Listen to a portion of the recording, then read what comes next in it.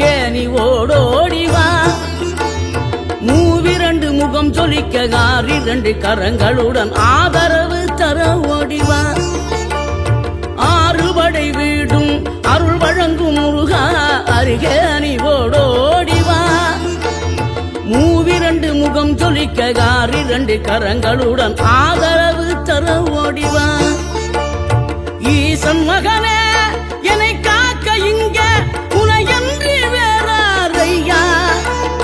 நெஞ்சார நான் நினைக்க பஞ்சாமிர்தம் கொடுக்கும் ஒரு தெய்வம் நீதானையா ஒரு தெய்வம்